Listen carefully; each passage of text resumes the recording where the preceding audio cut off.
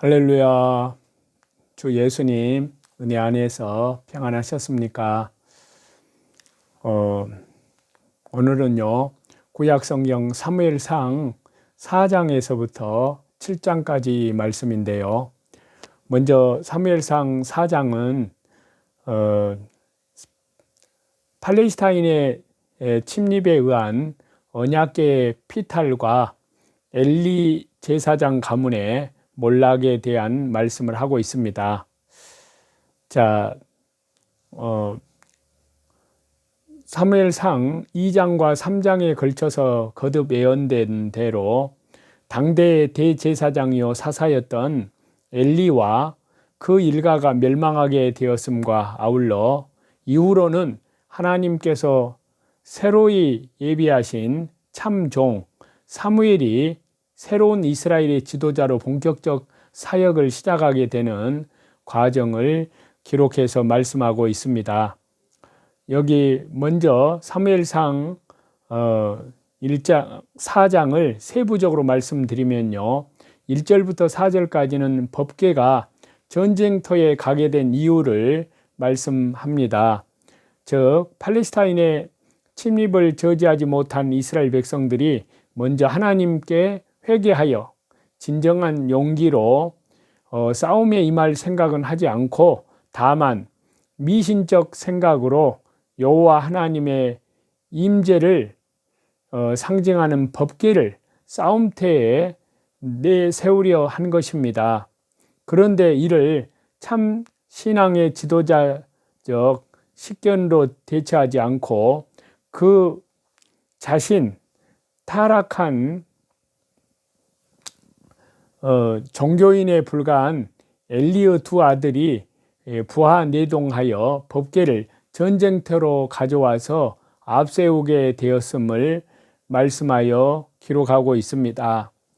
그 후에 5절부터 11절은 이처럼 여호와 하나님 신앙을 미신적 기복신앙으로 전락시킨 이스라엘 백성이 당연히 하나님의 도우심을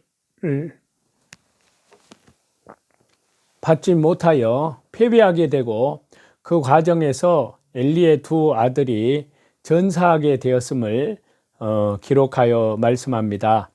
끝으로 12절부터 22절은 이 소식을 들은 엘리와 그의 두 며느리가 충격을 받아서 각각 사망하여 전날에 두 번이나 거듭 주어진 엘리 가문의 몰락 예언이 1차적으로 성취되었음을 말씀합니다.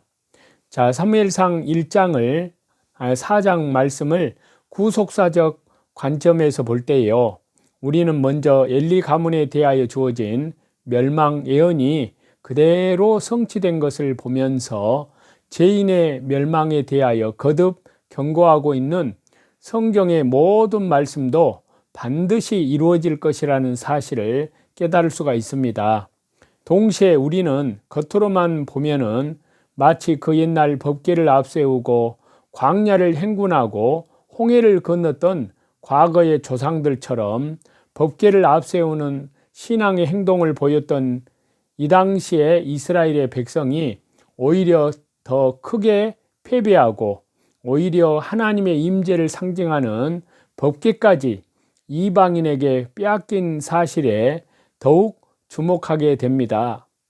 혹자는 이 장면을 보면서 하나님은 하나님의 임재의 상징인 법궤를 내세우는 백성들을 구원하실 사랑이 없으신 것이 아닌가, 심지어는 법궤가 이방인의 손에까지 넘기오게 된 것은 하나님의 무능하심을 그대로 증명하는 것이 아닌가 하고 의심을 품을 수도 있습니다.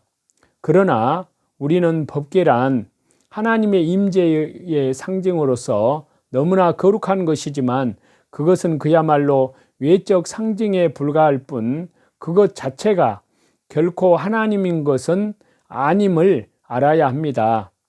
또한 그것은 다만 이스라엘 백성들이 순결한 신앙을 유지할 때만이 이들 백성들 중에 임재하시는 하나님의 상징으로서의 역할을 하는 것이 그러한 것이었음을 깨달아야 합니다. 그런데 이 당시에 이스라엘 백성들이 법궤를 전쟁에 앞세움으로써 마치 겉으로만 보면은 대단한 신앙 행위를 한 것처럼 보이지만 그것은 그들이 내면적으로 참으로 회개하여 여호와 하나님만을 앞세운 그러한 신앙 행위가 결코 아니었습니다. 다만 여호와 하나님의 법궤에 혹시 무슨 미신적인 힘이 있을까 하여 내세운 것일 뿐이었습니다. 또한 그들은 이렇게 법궤를 내세우기 전에 법궤의 참 주인 되시는 하나님의 뜻을 먼저 생각해 보지도 않고 자신들의 생각만으로 하나님의 법궤를 마음대로 내세운 것이었습니다. 그리하여 그 결과 당연히 이스라엘의 패배로 기착될 수밖에 없었습니다. 이러한 장면에서 우리는 하나님은 형식이나 겉모습만으로 당장의 기복적인 목적을 위해서 섬겨도 되는 다른 여러 우상과 다르기 때문에 오직 전인격의 영과 진리로 섬겨야만 하나님께서는 우리에게 한없이 약속하신 구속사의 은혜를 받을 수 있음을 깨닫습니다. 다음은요, 사무엘상 5장에 대한 말씀인데요. 여기에서는 언약궤를 약탈한 팔레스타인에 내린 하나님의 재앙에 대해서 말씀을 하고 있습니다. 자, 앞에서 사무엘상 4장에서는 이스라엘 백성들이 참 신앙을 갖지 못함으로 그로 인하여서 하나님의 임재의 상징인 법궤를 전쟁터에서 앞세웠음에도 불구하고 오히려 패배하고 법궤까지 침략자 팔레스타인에게 빼앗기게 되었음이 기록되었습니다. 그리고 그 근본 이유는 법궤의 주인이신 하나님 자체가 힘이 없으셔서가 아니라 이스라엘 백성들이 하나님과 올바른 신앙의 관계를 맺지 못했기 때문임을 보았습니다. 즉 법궤는 하나님의 임재의 상징일 뿐인 것으로서 이스라엘 백성들이 그 주인 되시는 창조주 하나님과 올바른 신앙 관계를 가질 때만이 생명력이 있는 임재의 상징물이 될 수 있었던 그러한 것이기 때문에요. 당시에 이스라엘 백성들은 하나님과 올바른 신앙의 관계를 갖지 못했기 때문에 법궤는 생명력이 없는 죽은 상자에 불과한 것으로 변하여서 그와 같은 결과를 가져온 것이었습니다. 그런데 이제 사무엘상 5장은 팔레스타인 사람들이 이 같은 하나님의 법궤를 다시 이스라엘에게 자진 반납하기로 결심하게 된 과정을 말씀하여 기록을 합니다. 곧 이들은 법궤를 약탈하여 자신들의 우상인 다곤 우상 옆에 두었는데 이에 법궤의 주인이신 창조주 하나님께서 자신이 살아계신 유일한 신이심을 보이시기 위하여 법궤로 인한 이적을 베푸시고 거듭하여 재앙을 내리신 것입니다. 이에 팔레스타인들이 비록 자신들이 이스라엘에게는 이겼으나 그 이스라엘의 신이시여 전 우주의 창조자요 주권자이신 하나님은 이길 수 없음을 깨닫고 이를 반환할 의사를 갖게 되는 과정을 묘사를 해서 기록하고 있는데요. 이러한 사무엘상 5장이 갖는 구속사적 의미는요, 실로 간단하지만 심오합니다. 그래서 사무엘상 5장은요, 하나님께서는 하나님이 택한 백성, 이 하나님을 믿고 순종하든 안 하든지 간에 스스로 모든 사람으로 하여금 하나님만이 살아계심, 참 신이시고 전 우주의 주권자이심을 입증하실 능력이 있음을 보여주고 있기 때문입니다. 다음은요, 사무엘상 6장에 대한 말씀인데요. 여기서는 법궤의 이스라엘의 규환을 말씀하고 있습니다. 자, 앞에서 사무엘상 4장에서는 하나님의 선민이었던 이스라엘이 팔레스타인에게 하나님의 임재의 상징이었던 법궤를 빼앗겼음이 말씀하여 기록되었었습니다. 그리고 그 이유는 법궤의 주인이신 하나님 자체가 힘이 없으셔서가 아니라 이스라엘 백성들의 신앙이 잘못되어 있기 때문임을 보았습니다. 즉 법궤는 하나님의 임재의 상징일 뿐인 것으로서 이스라엘 백성들이 그 주인 되시는 하나님과 올바른 신앙의 관계를 맺을 때만이 생명력 있는 임재의 상징물이 될 수 있었던 바, 당시에 이스라엘 백성들이 하나님과 올바른 신앙 관계를 갖지 못했기 때문에 법궤는 생명력이 없는 죽은 상자에 불과한 것으로 변하여 그와 같은 결과를 가져온 것임을 살펴보았습니다. 그리고 뒤이어진 사무엘상 5장에서는요, 비록 하나님의 백성은 하나님께 불충성하여 법궤를 빼앗겼지만 하나님 자신은 하나님의 임재의 상징인 법궤가 팔레스타인 땅에 납치된 후에 그 법궤로 인하여 초자연적인 재앙을 팔레스타인 땅에 내림으로써 비록 하나님의 백성은 불충성하여 패배하였지만 하나님 자신만은 변함없이 전 우주의 유일한 주권자이심을, 또 유일한 구세주 주 예수 그리스도이심을 선포하였었음이 기록되어서 말씀하고 있는 것을 보았습니다. 그리고 뒤이어지는 여기 사무엘상 6장은 이제 팔레스타인 사람들이 비록 자신들이 하나님의 타락한 백성은 이겼지만 하나님 자신은 이길 수 없음을 깨닫고 하나님의 임재를 상징하는 법궤를 이스라엘에 반환하는 내용을 말씀하고 있습니다. 좀 더 세부적으로 말씀드리면요, 1절부터 9절까지의 법궤 반환 결정은 그 방법을 위한 팔레스타인 지도층의 회의 내용을 말씀하고요, 10절부터 18절에서는 법궤가 이스라엘 땅 벳세메스로 귀환하는 장면과 그날의 제사, 그리고 19절에서부터 21절은 벳세메스 거민들이 법궤를 들여다보다가 큰 재앙을 당한 그런 사건의 순으로 그 내용이 전개가 됩니다.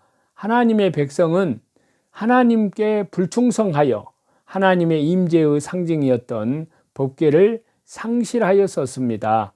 그러나 하나님 자신은 그 법궤를 통하여 역사하셔서 심지어 최후까지 법궤를 실은 어미소 2마리가 자기 스스로 벳세메스 땅으로 진행하는가 아닌가 하는 것을 시험하는 팔레스타인들 앞에 법궤로 인한 모든 재앙이 하나님의 섭리임을 입증시키시면서 마침내 그 법궤가 이스라엘 민족에게 돌아가게 하셨습니다.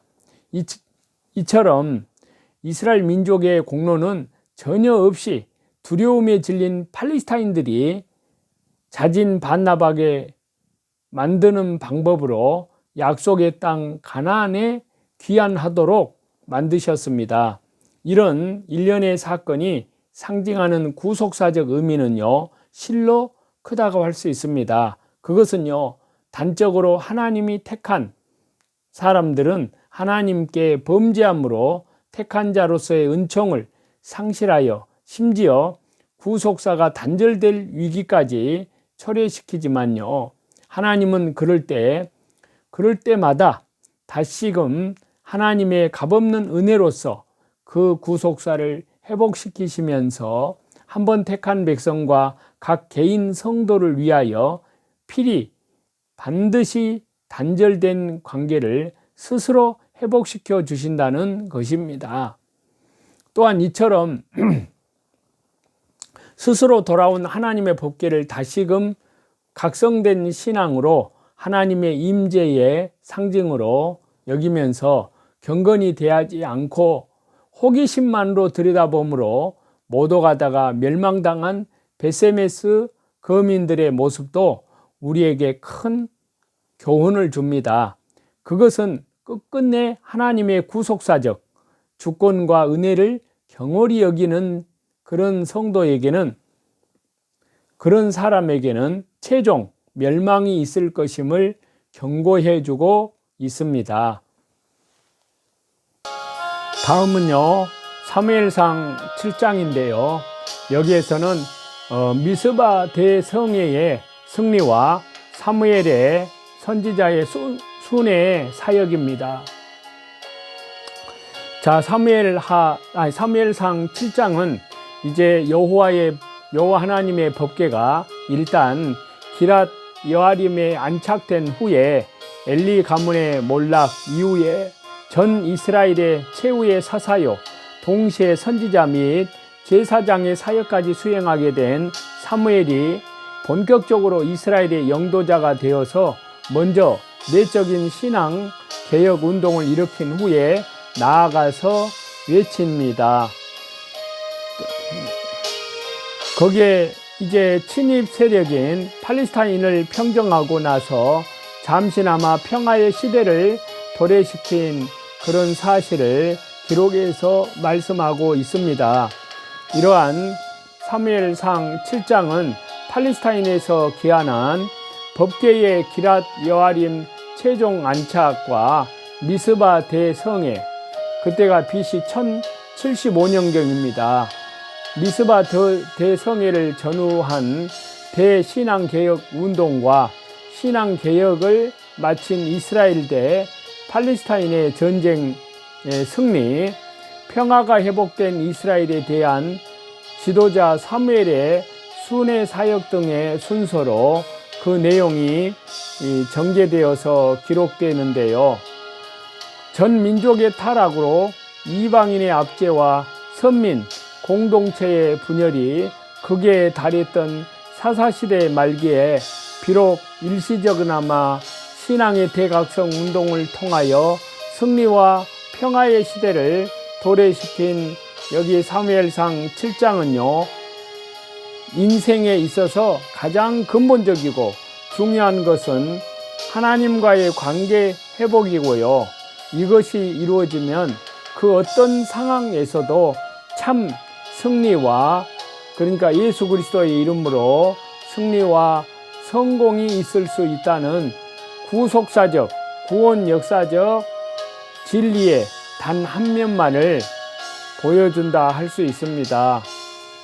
저와 여러분, 오늘도 하나님의 은혜 가운데에서 자기를 부인하고 자기 십자가를 지고 믿음의 주에 온전케 하시는, 다시 재림하시는 우리 주 예수님을 향하여 성령님과 믿음으로 동행하면서 말씀과 기도와 말씀으로 자기를 지극히 거룩한 믿음의 건축에 나아가고요. 밖으로는 이뤄진 영혼들에게 하나님 나라의 생명의 복음을, 우리 주 예수 그리스도의 재림을 향하여 땅끝까지 복음을 전파하는 성령님의 역사에 착하고 충성된 믿음으로 다 저와 여러분이 동참하시는 우리가 다 되시기를 우리 주 예수 그리스도 이름으로 간절히 축원합니다. 감사합니다.